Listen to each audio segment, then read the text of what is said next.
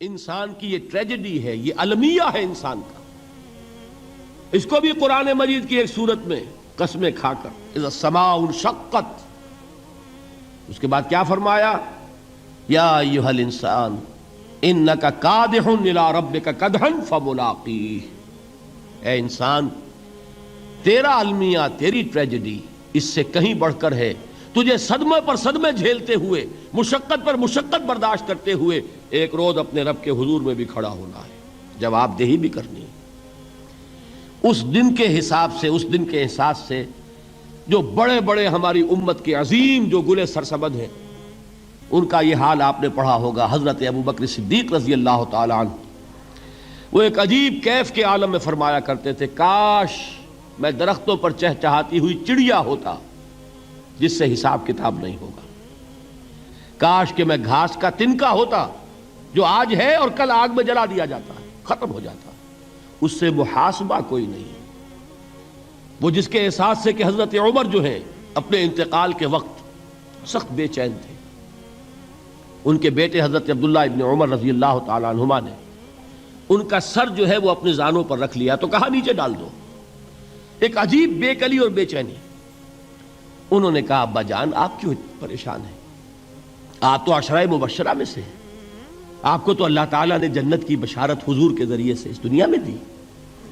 حضرت عمر فرماتے ہیں کہ خدا کی قسم اگر قیامت کے دن عمر برابر سرابر پر چھوٹ گیا تو بہت بڑی کامیابی تصور کرے.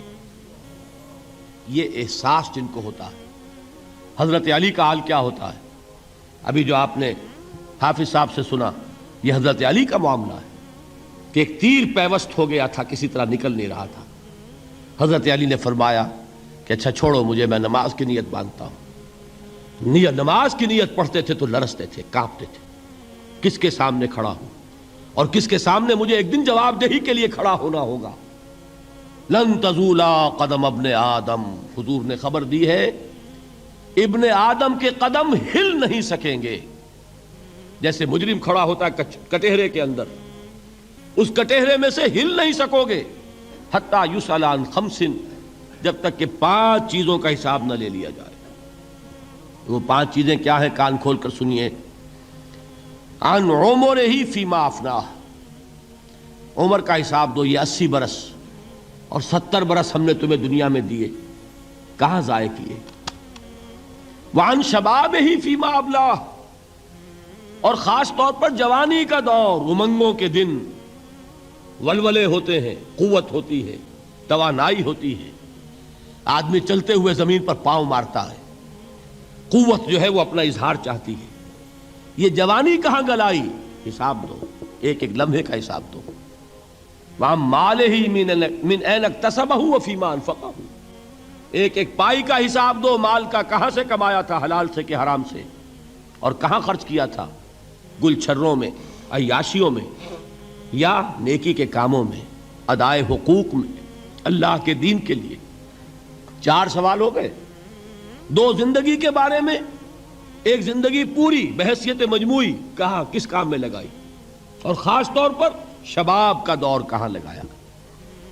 2 سوال مال کے بارے میں، کمایا کہاں سے، حلال سے کہ حرام سے، جائز سے کہ ناجائز سے، خرچ کہاں کیا.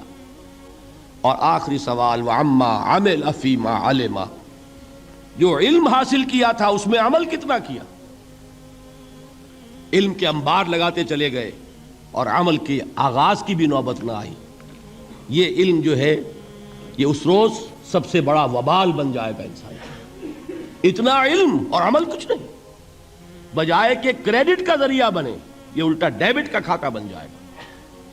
یہ جواب دہی کا احساس ہے کہ جس کی وجہ سے انسان کی ٹریجڈی جو ہے وہ دوہری ہے. کوئی حیوان اتنے بوجھ تلے نہیں، مشقت کی، محنت کی، اس زندگی میں ختم ہوئے، اس کے بعد کوئی محاسبہ نہیں.